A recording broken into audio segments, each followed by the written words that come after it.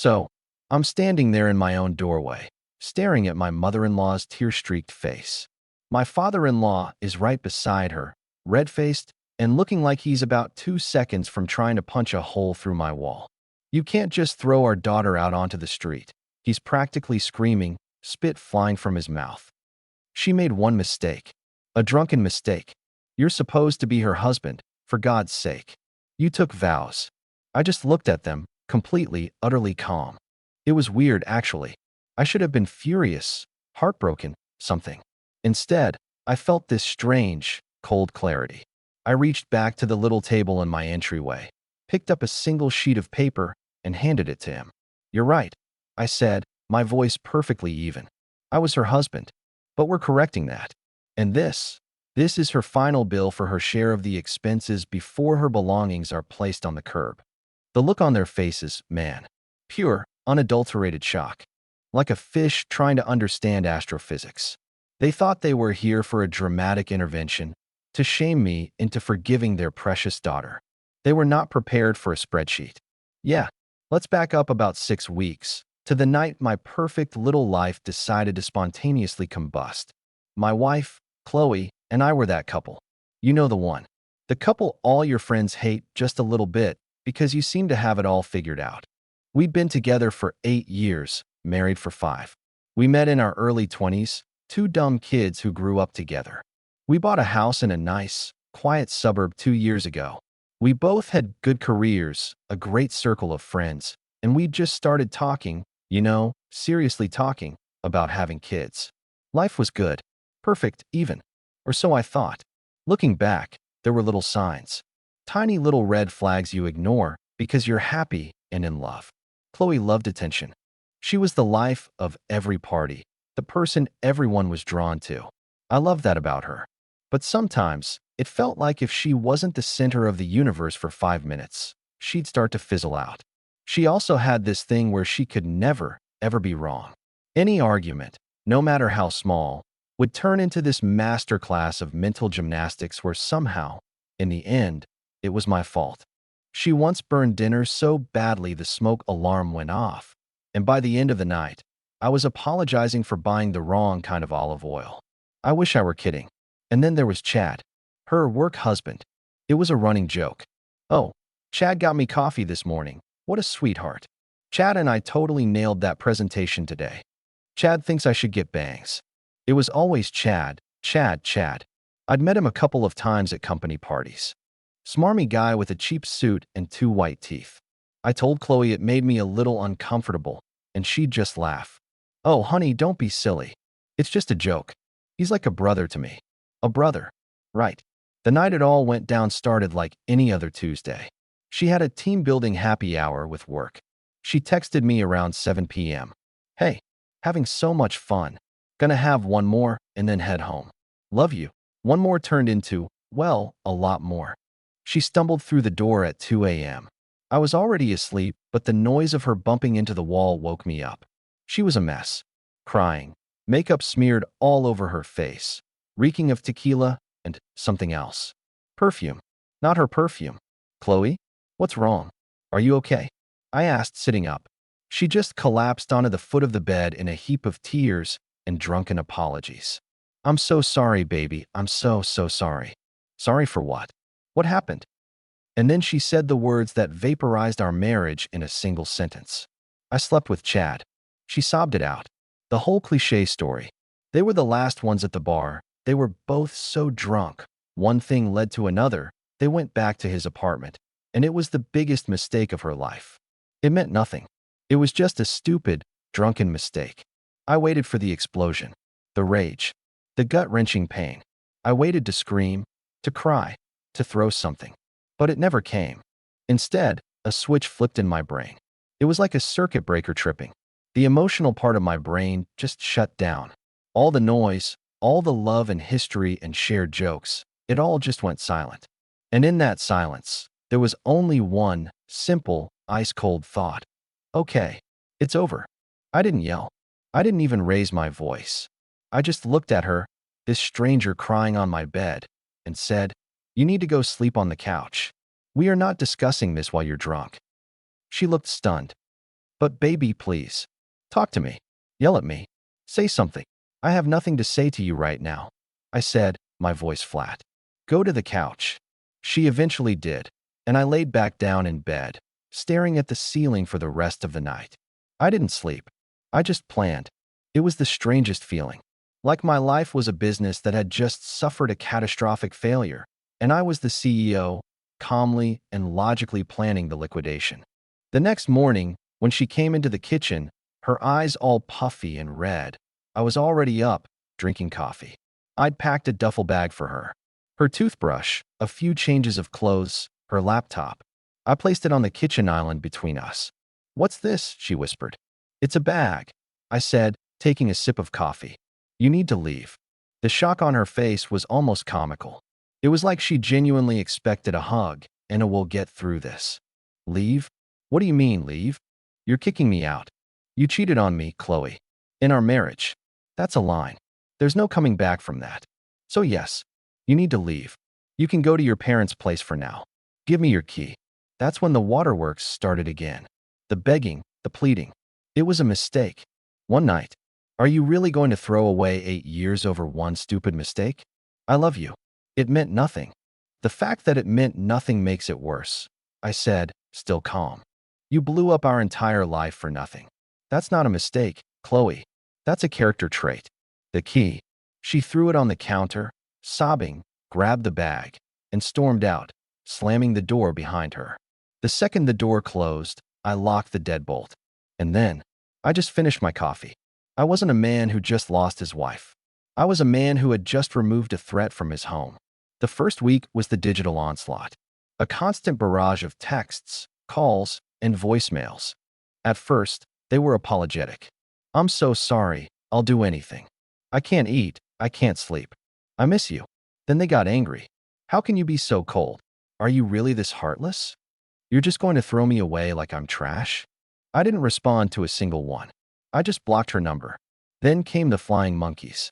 Her friends, her sister, and of course, her mother. My phone started blowing up from numbers I didn't even have saved. Hey, Mark, this is Jessica, Chloe's friend.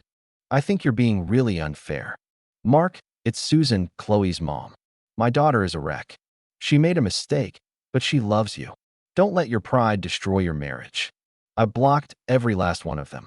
My life became a digital fortress. No one from her side was getting in. A couple of weeks later, I was out with a few of my buddies, trying to have a normal Friday night for the first time in what felt like a century.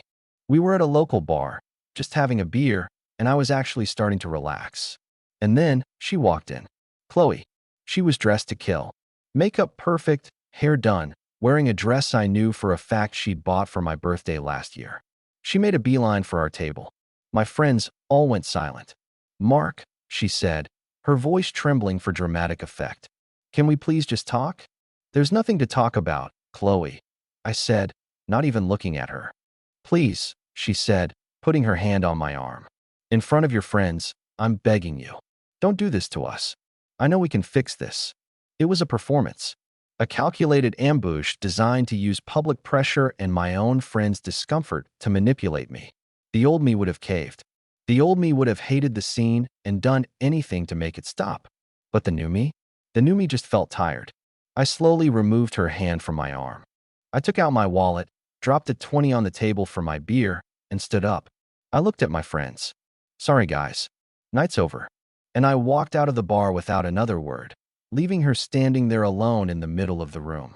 I heard later from my buddy that she completely broke down and had to be practically carried out by the bouncer. I felt nothing. The next tactic was the therapy card. A week after the bar incident, I got an email from her. I had forgotten to block her email. The subject line was, "I'm getting help." She wrote this long, flowery email about how she'd started therapy to understand the deep-seated issues that led to her self-sabotage. She said the therapist thought it was crucial for us to start couples counseling immediately. I replied with one sentence. I've hired a lawyer and will be filing for divorce on Monday. That, finally, seemed to get the message across that this wasn't just me being dramatic. This was real. And that's when things got ugly. The remorseful, crying wife disappeared, and in her place was a vindictive stranger. She got her own lawyer, and the first letter I received was a list of demands. She wanted the house. She wanted alimony. She claimed she had stalled her career aspirations to support my emotional and professional growth, which was the biggest load of crap I'd ever heard. Her career was more successful than mine. But the final straw? The thing that made me realize I wasn't just dealing with a cheater, but with a genuinely malicious person? I got a fraud alert from my bank.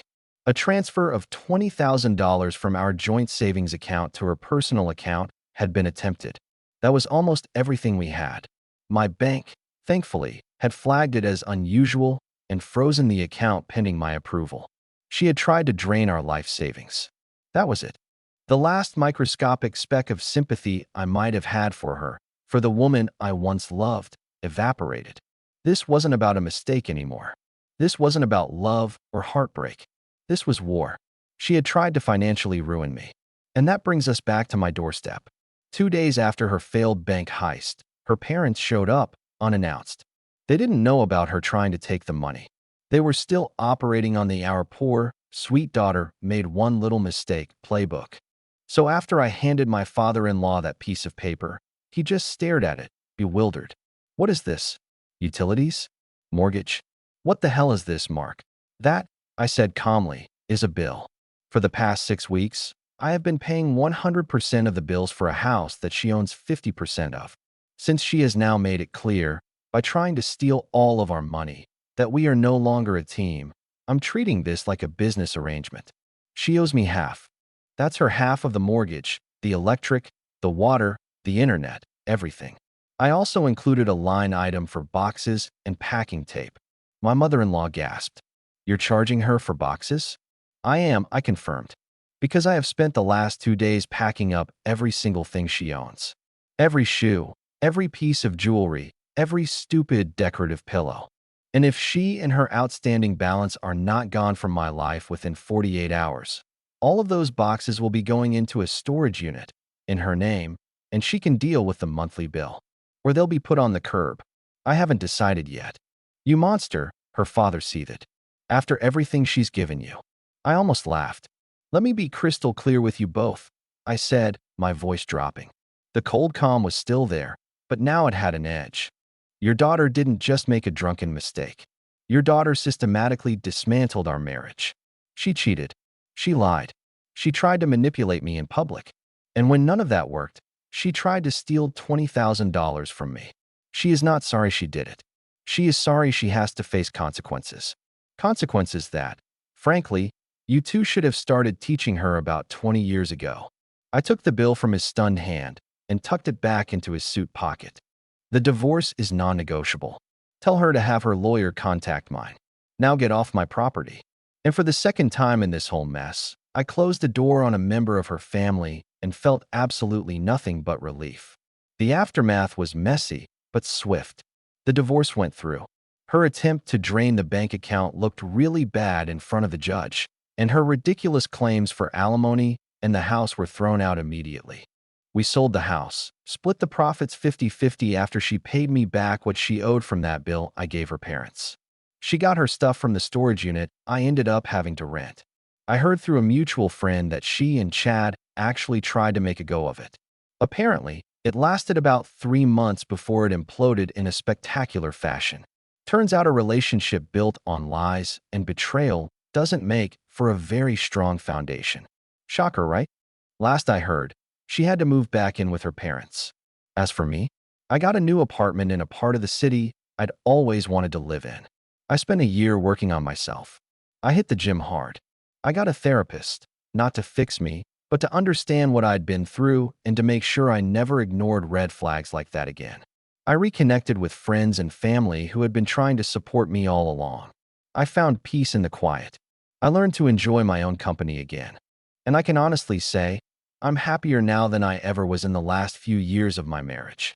It was a brutal, painful process, but it was like a forest fire. It burned everything to the ground, but it made way for new growth.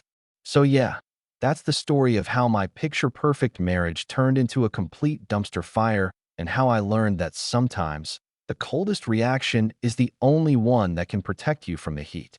It was messy as hell, but totally worth it. If you want to hear more crazy stories about karma coming back to bite people, make sure you hit that subscribe button because you won't believe what happened with my cousin and his bridezilla fiancé next.